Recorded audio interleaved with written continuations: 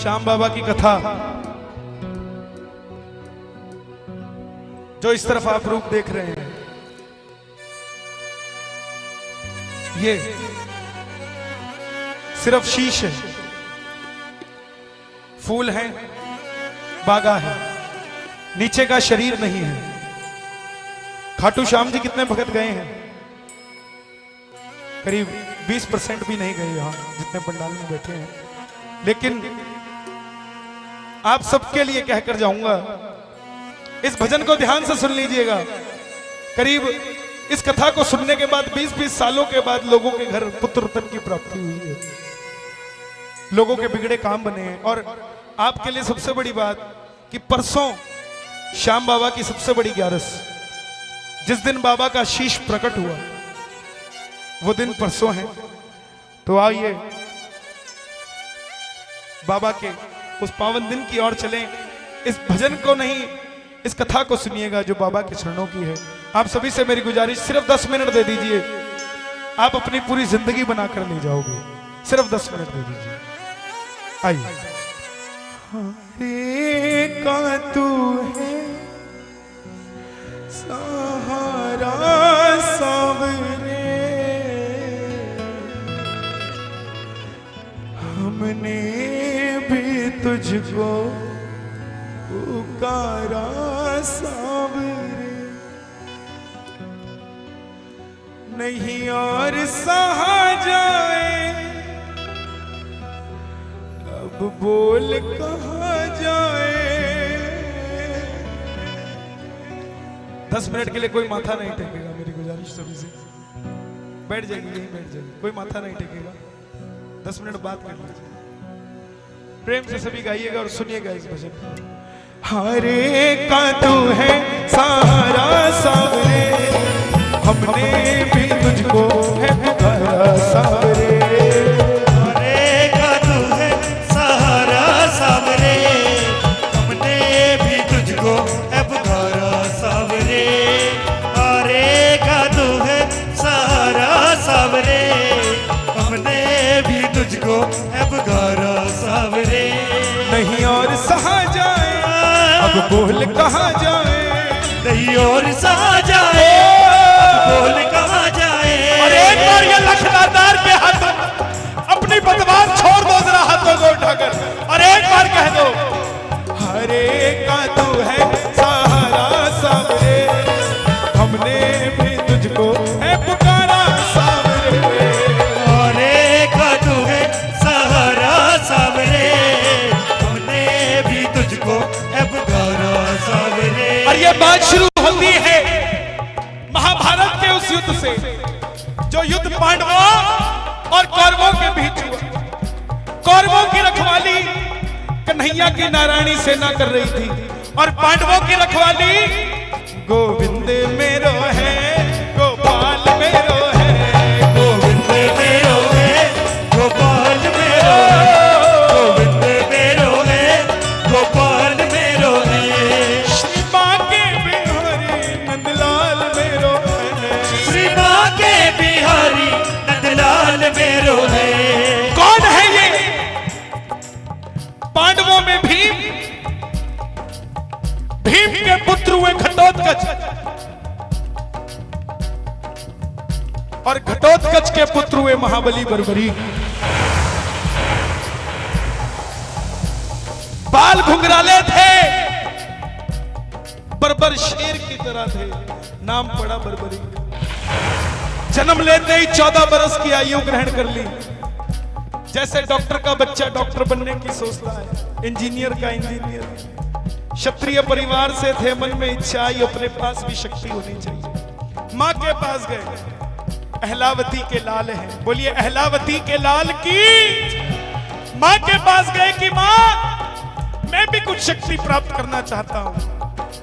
मां ने भोलेनाथ की तपस्या करने को कहा, और भोलेनाथ की तपस्या से 3 बाण ऐसे प्राप्त किए जिससे तीनों लोकों पर विजय पा सकते थे। बोलिए 3 बाणधारी की।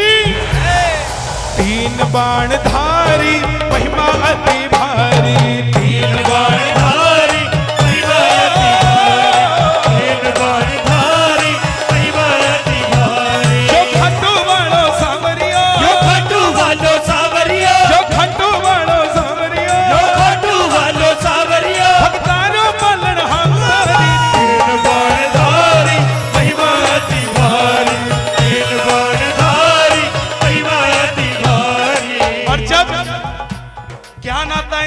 पास तो बांटने निकल पड़ता है, शक्ति आई तो उसका प्रयोग करने निकल पड़े।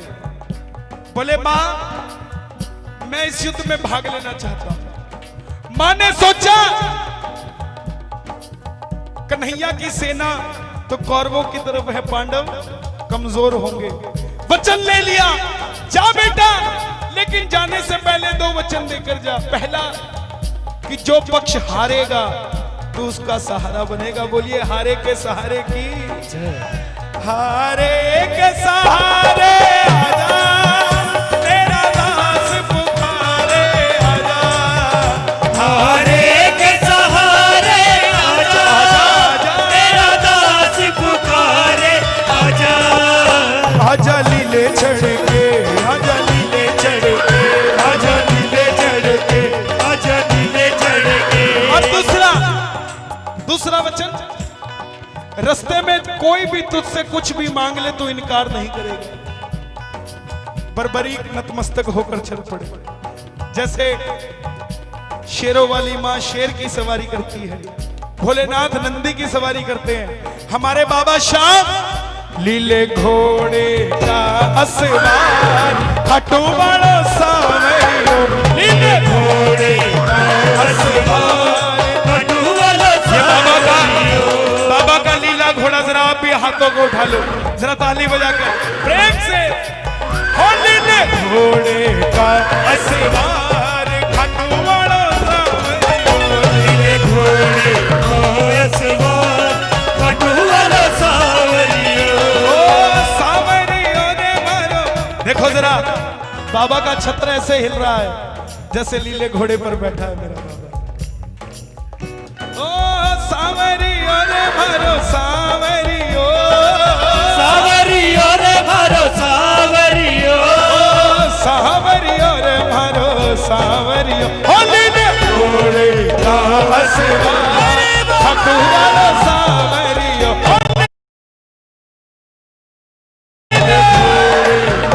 असवार, खाटू वाला सावरियो।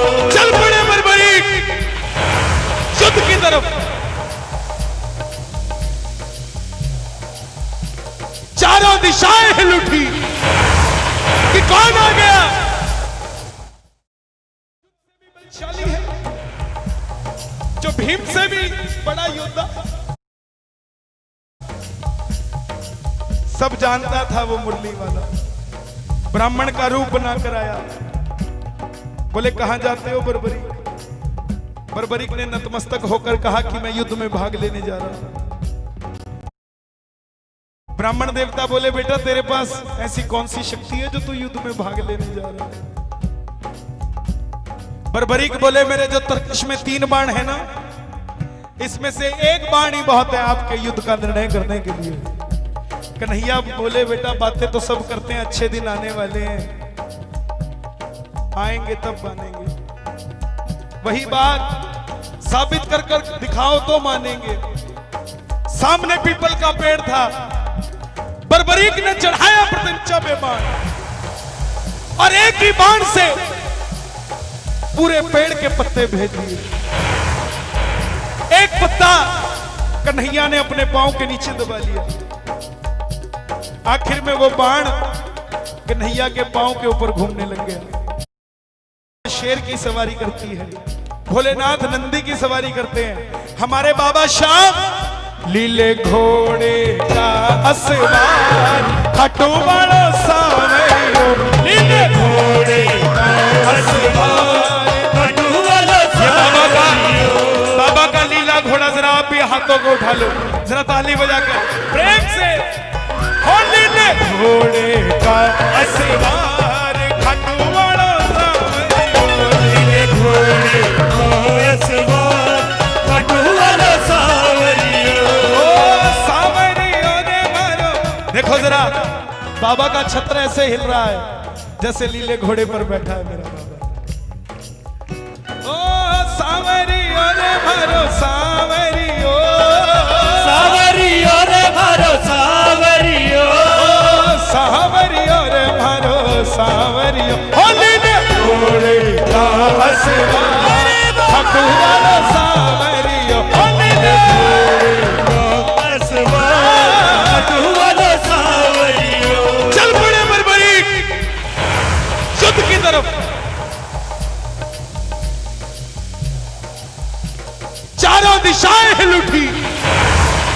कौन आ गया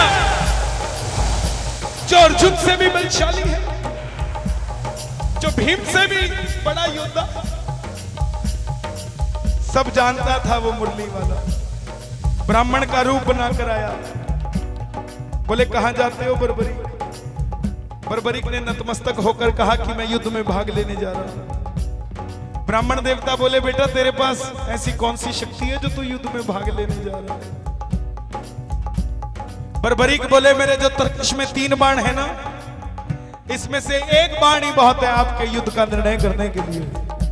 कन्हैया बोले बेटा बातें तो सब करते हैं, अच्छे दिन आने वाले हैं, आएंगे तब मानेंगे। वही बात साबित कर कर दिखाओ तो मानेंगे।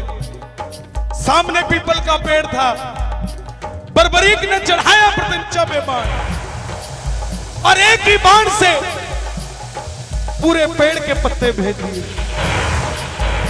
एक पत्ता कन्हैया ने अपने पांव के नीचे दबा लिया। आखिर में वो बाण कन्हैया के पांव के ऊपर घूमने लग गया। बर्बरीक बोले प्रभु पांव हटाइए, एक पत्ता आप पांव के नीचे है। ब्राह्मण देवता मान गए, अगर ये युद्ध में चला गया तो सबको ढूंढ ढूंढ कर मारेगा। बोले बेटा तू किसका साथ देगा? बर्बरीक बोला मैं अपनी मां को वचन देकर आया हूं। हरे का तू है सहारा सांवरे, हमने भी तुझको है पुकारा सांवरे। हरे का तू है सहारा सांवरे, हमने भी तुझको है पुकारा सांवरे। अब ब्राह्मण देवता बोले अगर तू कौरवों की तरफ हुआ तो पांडव हारने लग जाएंगे, तो तू पांडवों की तरफ हो जाएगा, और अगर पांडवों की तरफ हुआ तो कौरव हारने लग जाएंगे, तो तू कौरवों की तरफ हो जाएगा। इससे तो निर्णय नहीं हो पाएगा। छलिया था ना, कभी किसी का नहीं हुआ। जन्म लिया तो देवकी को छोड़ दिया, यशोदा ने पाला, यशोदा को छोड़ दिया। प्रेम किया राधा से, राधा को छोड़ दिया। ब्रज में रहा, ब्रज को छोड़ दिया। किसी का नहीं हुआ ये, इसने सिर्फ अपना काम निकाला। ये बात बोली थी महाभारत के युद्ध में अर्जुन ने, जब घटोत्कच का वध हुआ। अर्जुन बोला प्रभु इस युद्ध में जीतने के लिए और कितनों की बलि देनी पड़ेगी हमें? तब भगवान बोले अर्जुन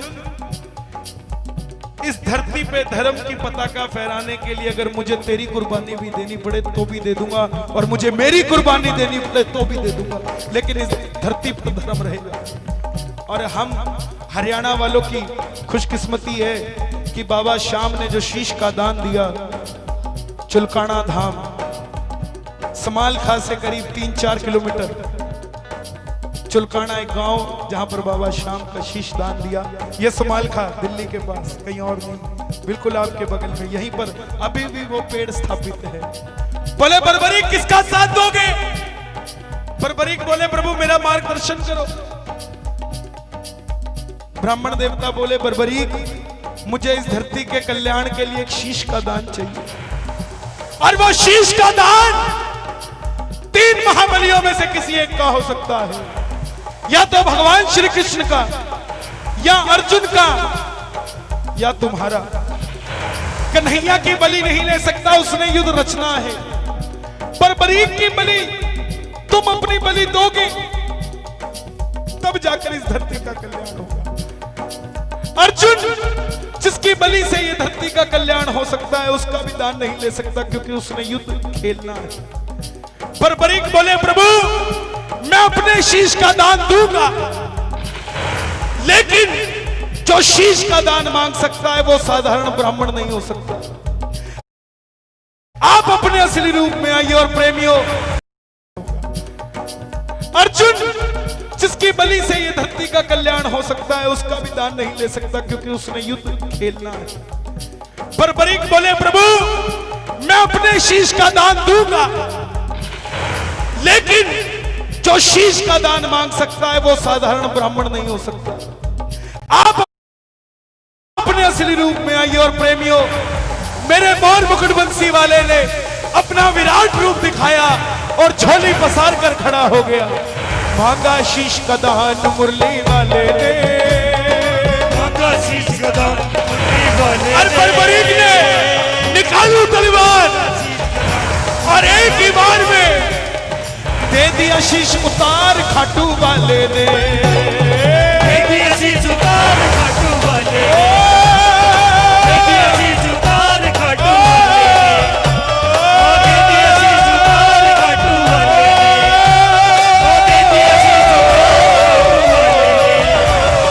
दे दिया शीश उतार खाटू वाले। लेकिन बोले प्रभु मैं ये युद्ध लड़ने आया था, लड़ नहीं पाया, देखना चाहता हूं। कन्हैया ने उस शीश को अमृतपान कराया और सोलन के पास ऊंची पहाड़ी पर रख दिया। आखिर में पांडव जीत गए। और जैसे हम करते हैं ना, काम अच्छा हुआ तो किसने किया, गलत हुआ तो चाचा जी करके गए थे।